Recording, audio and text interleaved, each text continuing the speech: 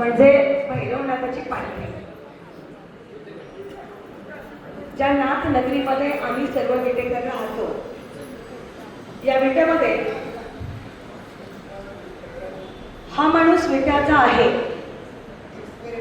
असं म्हणून विट्याला मोठं करणारी, विठ्याचा नावलौकिक वाढवणारी आणि ज्यांच्या कलेच्या, विद्वत्तेच्या, बुद्धिमत्तेच्या आणि माणूसपणाच्या जोरावरती विटा शहराचा लौकिक वाढवणाऱ्या अनेक रत्नांना या मातीनं जन्माला घातलं.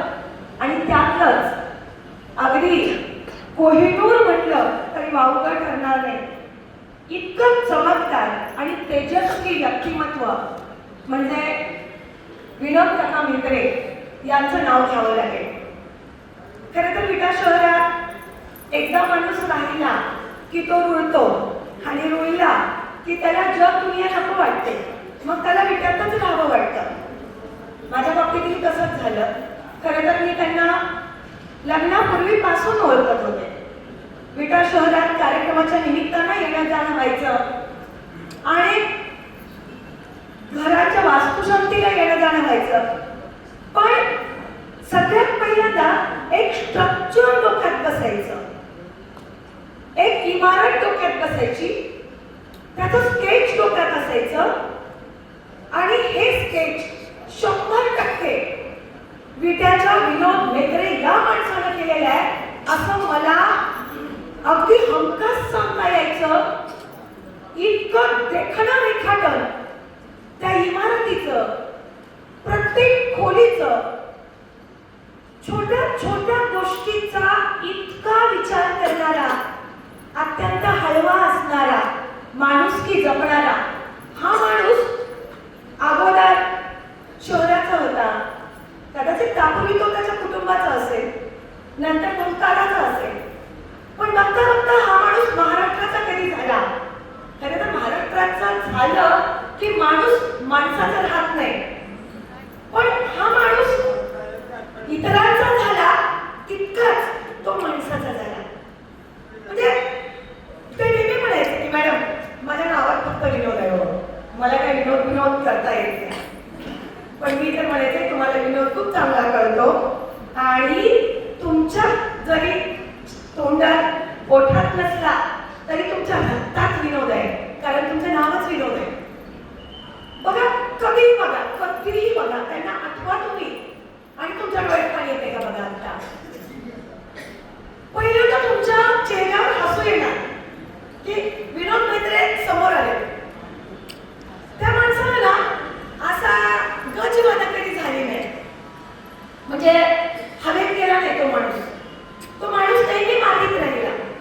तेव्हा माझ्यासारख्या व्यक्ती जेव्हा भारतभर हिंडतात आणि महाराष्ट्रातल्या इंदापूरला मी गेले होते आणि हर्षवर्धन पाटलांना मी असं विश्वासाने सांगितलं, काय दादा कुठं नाही लागले फिरायला, अहो या स्केचला माझ्या विटा शहराचे हात लागले आहेत. म्हणजे काय सांगताय मॅडम, अहो ही इमारत कुणाची, ती बांधली आहे कुणी आणि तुम्ही काय सारखं विट्याला क्रेडिट घेताय.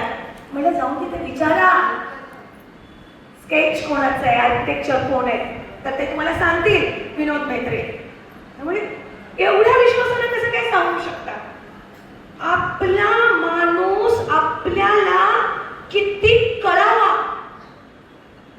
आणि माणूस म्हणून पुढच्या माणसाला किती द्यावं हे विनोद म्हेत्रे नावाच्या माणसाकडून प्रत्येकाने शिकावं. मी पण शिकली आहे, कारण नोकरी करत असताना आणि बाहेर कार्यक्रमाच्या निमित्तानं जॉब जिंकताना सगळीच कलाकार मंडळी प्रोफेशनल असतात.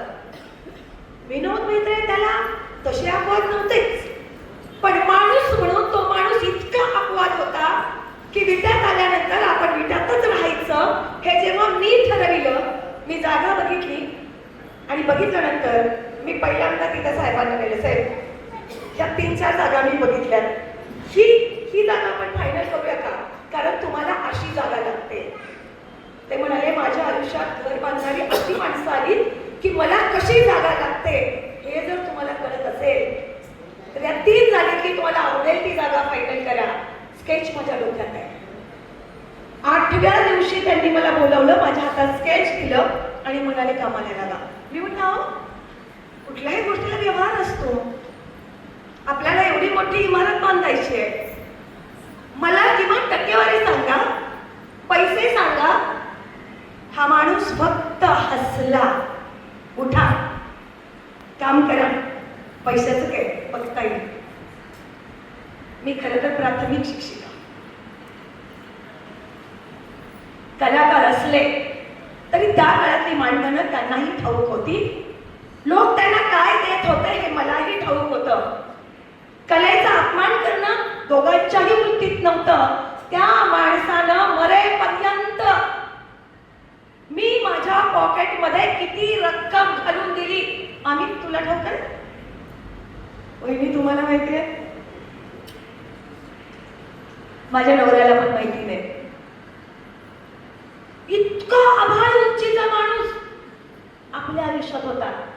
मला तर प्रचंड गर्व होता या माणसाचा, प्रचंड गर्व. इंदापूरच्या इमारती जशा मी दाखवल्या होत्या ना, तसं विलासराव देशमुख साहेब एका शाळेच्या उद्घाटनाला आले होते. सोलापूर जिल्ह्यातली शाळा होती. मी कार्यक्रमाला गेले. कार्यक्रम संपला. खरं तर स्टेज लांब होतं आणि कार्यक्रमानंतर फीत कापायची होती. फीत कापायला गेल्यानंतर मी स्ट्रक्चर बघितलं आणि अक्षरशः साडीत असून सुद्धा, काळ असेल 1999 वगैरे, मी जोराची उडी मारली आणि पटकन म्हटलं, आरोग्य बेंद्रे साहेबांचं स्केच आहे, साहेबांनी केलंय. तो संस्थापक पळत आला आणि म्हटलं, मॅडम तुमच्या पॉकेटमध्ये 5,000 रुपये जास्त टाकणार आहे मी. म्हटलं का? अहो तुमच्या गावच्या माणसानं मला इतकं सुंदर दिलं हे करून. तुम्हाला आठवतं का अकलूज मध्ये तुमच्या तोंडातून मी त्यांचं नाव ऐकलं होतं. कोण कुठून कसं आयुष्यात येतं या माणसानं जात कधीच मांडली नाही. जातीपातीच्या व्यवहारात हा माणूस अडकला नाही. पैशाचा मोह या माणसाला कधीच नव्हता. पैसा त्याच्या पाठीमागे चालत आला. माणसं पैशाच्या मागे लागतात आणि लोक सिमेंटची जंगलं बांधतात, सिमेंटची घरं बांधतात, प्रत्येक गोष्टीला कमिशन लावतात. कमिशनचा मोह या माणसानं कधीच केला नाही. हा माणूस मला नेहमीच उंचीचा का वाटत आला? कुठलीच गोष्ट ठरली नसताना पॉकेटमध्ये घालून दिलेले. वास्तुशांतीला मी पॉकेट दिलं. सद्ग्रस्त हो, एखादं काम तुम्ही चालू करता, त्याला वर्ष 1.5 वर्ष लागतं. 1.5 वर्ष हा माणूस सांगतो असू दे हो. अहो साहेब ते पैसे तुमच्या नावाचे आहेत, पडू देत हो, लागले तर तुम्हाला वापरता येतील. आता मला त्या पैशांची गरज नाही, तुम्हाला त्या पैशांची गरज आहे. आणि त्यांच्या सोबत दुसरी व्यक्ती होती लाडगे साहेब. ह्यांची जोडगोळी इतकी भन्नाट, एवढी भारी. आज प्रत्येक क्षेत्रात स्पर्धक आहे. मी व्याख्यान ठोकते ना, मला स्पर्धक आहे. मी सूत्रसंचलन करते ना, मला स्पर्धक आहे. मी शिक्षक आहे ना, मला स्पर्धक आहे. पण विनोद मेत्रे नावाच्या माणसाला त्याच्या क्षेत्रातली माणसं सुद्धा स्पर्धक नव्हती. जगात अशी खूप कमी माणसं असतात, ती विट्यात आहेत, ती आपल्या मातीत आहे, आपल्या आसपास आहे. अनेक माणसांना स्पर्धकच नसतात. कितीतरी कॉन्ट्रॅक्टर, कितीतरी आर्किटेक्चर, नवीन शिकणारी पोरं, येणार जाणारे लोक. कसला गोतावळा होता या माणसाचा. यांनी बांधलेली हॉस्पिटल्स, यांनी बांधलेले बंगले, यांनी बांधलेली टुमदार छोटी छोटी फार्म हाऊस, यांनी बांधलेले शाळा, शैक्षणिक संस्था, कुठल्याही गोष्टी माणूसपणानं खचून बघल्या. आज ते घर माझ्या एकटीचं नाही. मला अत्यंत आनंद, खूप शांती. कारण ज्यांचे हात तिथे लागले की नाही, एक खिळा टोचला नाही कुणाला. स्केच पासून बांधकाम पूर्ण होईपर्यंत ज्या घरात खिळा टोचून एवढंच रक्त सुद्धा आलं नाही, असं घर उभं करायला जो पेन त्या माणसाने वापरलाय ना, प्रत्येक ठिकाणी त्याचं असं हृदय पाजरत होतं. त्यामुळं ज्यांच्या घराला ह्या विनोद मेत्रे नावाच्या माणसाचे हात लागले ना, त्या माणसांच्या आयुष्यात कुठलीच कमतरता नाही, काहीच कमी पडणार नाही. अहो तुम्ही मी पैसे कितीही मिळवू शकतो, पण माझं घर वर्ल्ड रेकॉर्ड झालं. आज हे जे अक्षर आहेत, या अक्षर शब्द हे घर आहे, या घराच्या नावावर 2 वर्ल्ड रेकॉर्ड आहेत की इतके शील असणारं आपल्या खंडातलं हे पहिलं घर आहे, म्हणजे ज्याचा आपण जागतिक विक्रम